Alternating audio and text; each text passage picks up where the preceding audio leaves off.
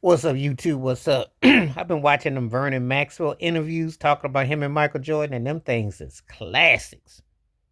Oh, but if you're a LeBron James fan, you might want to cover your ears because it ain't no close.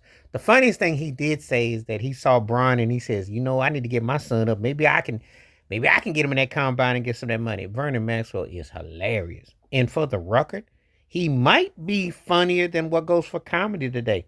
The dude could not only ball, but he got lines, he got bars. He is funny. Vernon Maxwell had my sides holding. He said, "You better get your rest when you're playing Jordan the next day." That's the kind of stories you need to hear. You need to hear people telling it like it was, not this. Oh well, we kumbaya and we buddies and we embraced and we gonna do lunch and we share the same agents and the same film crew and the same video crew and we gonna stream and dream together. No, it was business. It was like I gotta be ready because he gonna bust those cakes if you ain't ready.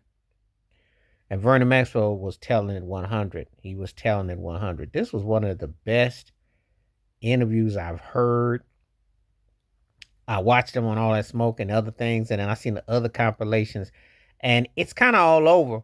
But one thing about with Vernon Maxwell, he don't sugarcoat nothing. He told you what Jordan was like. He said 101.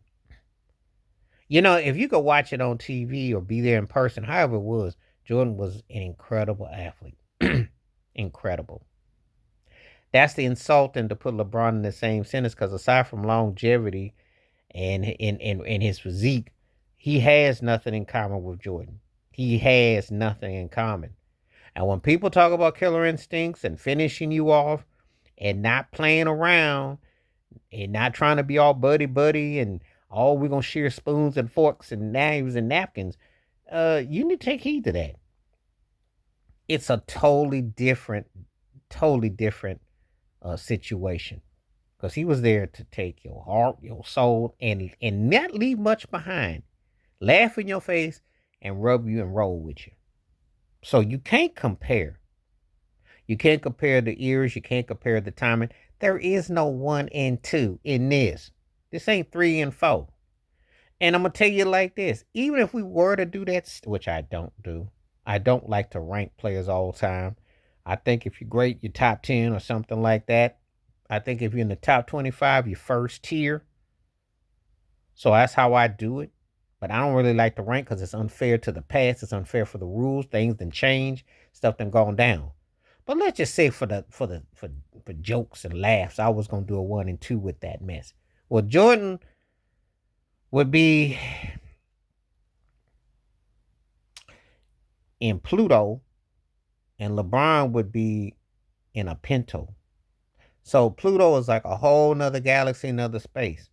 A Pinto is an isolated box car from the 70s, which if you can halfway run, you can outrun a Pinto. That should pretty much tell you the gap. It's not even close to even. So when these heads on sticks be on here lying to people and telling stories, listen to guys who actually played. I always talk about Rasheed Wallace, and I'm a big Rasheed Wallace fan. But Vernon Maxwell, he another one. And if it wasn't for the censorship or if it wasn't for the fact that they want you to just conform, he would be incredible on TV. He is hilarious. He was a very good player. The dude could play. It's just the temperament and balance and how he was with Akeem Olajuwon. But make no mistake about it. But he gave Jordan some fits, you see. But a cat like that can flat out play.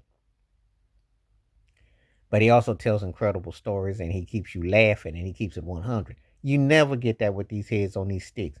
These people up here be lying to you every day, talking about, well, longevity and BBC, KFC, Lakers and five. That's all these one-liners and all these punch-liners who say this old corny stuff, but they can't tell you because they know LeBron ain't in that vicinity. Yes, he would have made it another era. Yes, he would have been good. Would he been dominant? No. No. Because anybody who lived it, saw it, those guys would have had you for breakfast. And the cats were not acting meek. They get in your face. If you get in LeBron James's face, they'll call a double technical on you. You know good and well it's different rules, different regulations. But anyway, the Vernon Maxwell's, his stories are hilarious. Check them out if you get a chance. It is funny, funny, funny, and it's right on, right on, right on. Please like, subscribe, welcome thoughts, comments, and I do respond. Thank you. Wash your hands. Keep your mind clear. Watch out for another. Share if you like. Hit that membership. Stay safe. Stay blessed. Stay woke. Stay free. I'm out. Peace.